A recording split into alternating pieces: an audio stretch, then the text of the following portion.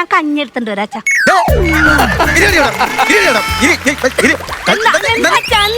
കഞ്ഞി എടുത്തിട്ട് വരാം.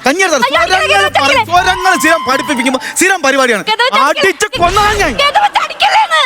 എന്താന്ന്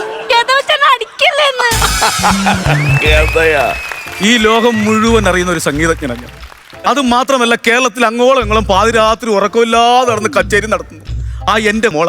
അവള് പറഞ്ഞു കേട്ടോ, ഗതയാണ്. അച്ഛാ, ഇത് ഗതയല്ല തമ്പുരാന്നൊക്കെ എനിക്കറിയാം. അച്ഛൻ ഇതെടുത്ത് പിടിച്ചോ. ഇങ്ങനെയൊക്കെ കണ്ടപ്പോ എനിക്ക് ഗതയായിട്ട് തോന്നി, അതുകൊണ്ടാ. സംഭവം തമ്പുരാനെ കുറിച്ചാണ് പറഞ്ഞെങ്കിൽ നൈസായിട്ട് ഇവളെന്നെ ഒന്ന് ട്രോളി. സംഗീതത്തെ കുറിച്ച് എന്തറിയാൻ മതി? എനിക്ക് നന്നായിട്ട് പാട്ട് പാടാൻ അറിയാം. അയ്യോ, സംഗീതം എന്ന് പറഞ്ഞാൽ അനന്റെ സാഗരമാണ്. അത്രയും എനിക്കറിയാം. പാടുമ്പോ അത് സുനാമിയും പ്രളയവുമാണ്. അത് ഒന്ന് മനസ്സിലാക്ക്. ഇന്നലെ കച്ചേരിക്ക് നീ എന്റെ കൂട്ടത്ത് വന്നായിരുന്നു. എന്തിനാ അച്ഛനെ കൂടി ഞാൻ കച്ചേരിക്ക് വന്നിട്ട്? അച്ഛൻ്റെ ഇവിടെ കച്ചേരിക്ക് പോയി നമ്മൾ അവിടെ നിരന്ന് പുറകിലിരിക്കും. കൂടെ ഇരിക്കുന്ന എല്ലാ പക്കമേലക്കാരുടെ വായിലും അച്ഛൻ ഇങ്ങനെ സെല്ലോ ടൈപ്പ് ചൊട്ടിക്കും. ഞാൻ വരൂല, എന്റെ ലിഫ്റ്റിക്കൊന്നും കാണൂല. കണക്കായിപ്പോയി. അതിന് കാരണമുണ്ട്. നീ ഭരതം സിനിമ ഉണ്ടായിരുന്നു. ഭരതം സിനിമയിൽ നെടുമുടി വേണു സാർ ഇങ്ങനെ ഫ്രണ്ടിൽ ഇങ്ങനെ നൈസായിട്ട് പാടിക്കൊണ്ടിരിക്കുമ്പോ ചെറിയ ഒരു അബദ്ധം പറ്റി പുള്ളിക്ക്. ബേക്കിയിരുന്ന മോഹൻലാൽ തമ്പുരു വായിച്ചോണ്ടിരുന്ന പുള്ളി കയറി അങ്ങ് പാടി. ആ കിടുക്കാറ്റ് പാടി. അങ്ങനെ ഞാൻ പാടിക്കൊണ്ടിരിക്കുമ്പോ ഒരാൾ അങ്ങനെ നൈസിലെ ഹീറോ ആകണ്ട, ഞാൻ സമ്മതിക്കത്തില്ല. അതുകൊണ്ട് എല്ലാരെ വായിലും ഞാൻ ടേ പൊട്ടിക്കും. പ്രാക്ടീസോ? ആ കീർത്തനം അത് പറഞ്ഞു.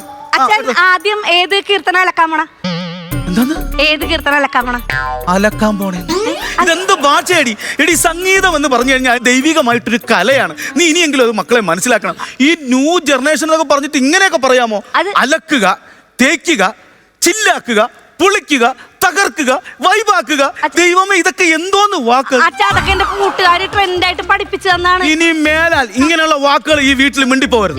നമുക്ക് എന്താ വേണ്ട? കീർത്തനം. നമുക്കൊരു കാര്യം ചെയ്യാം. ഫസ്റ്റ് കീർത്തനം ശ്രീകണ്ഠന വെച്ചങ്ങ് കീച്ചാലോ? അല്ല, തകർത്താലോ? പിന്നെ പൊളിച്ചാലോ? അടിച്ച് തകർത്താലോ? തള്ളി വെച്ചാലോ? എന്റെ വായി രീതി എന്നെ വരണല്ലേ ഈശ്വര. നീ കാരണമാണ്, എല്ലാം നീ കാരണമാണ്. നീ ഇനി ഇവിടെ കിടന്ന് ഇതേപോലത്തെ കാണിച്ച റോഡെ പോകുന്ന ഏതെങ്കിലും വഴി പോക്കൻ നിന്നെ ഞാൻ കെട്ടിച്ചു കൊടുക്കും.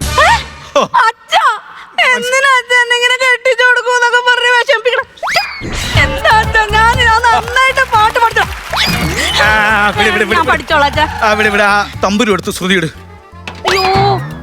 എല്ലാം നശിപ്പിക്കാൻ വേണ്ടിട്ട്. ഓക്കെ, കറക്റ്റായിട്ട് സ്വരങ്ങളാണേ, പഠിച്ചോളണേ. ഓക്കെ, മാപദ സാരി രി സാദ പ മാപ രി മാപദ മാപ ദപ മഗരി സരി മഗരി സരി ഗരി സ.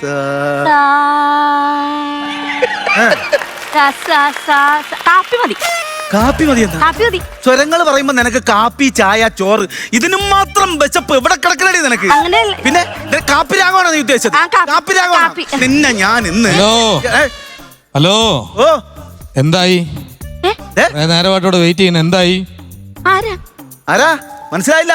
ഒരു വഴിപോക്കനാണ്. അതിന് നേരത്തെ പറഞ്ഞില്ലേ ഇങ്ങനെയാണെങ്കിൽ ഒരു വഴിപോക്കനെ കെട്ടിച്ചു കൊടുക്കൂന്നൊക്കെ പറഞ്ഞായിരുന്നു.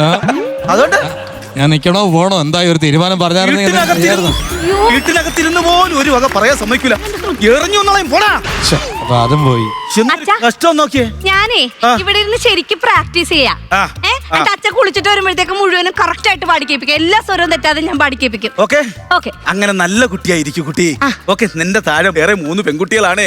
ഒരു അച്ഛന്റെ അവസ്ഥ ദൈവമേ ഒന്നേ ഇങ്ങനെ. ഇനി ഏത് വാക്കെടുക്കും? ഞാൻ ഒന്ന് കുളിച്ചിട്ട് വരാം.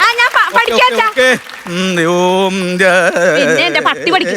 നല്ലോണം പാട്ട് പഠിച്ചു കഴിഞ്ഞ് കഴിഞ്ഞാൽ അച്ഛന്റെ കൂടെ കച്ചേരിക്ക് പോയിട്ട് തമ്പുരുമിട്ടിരിക്കണം.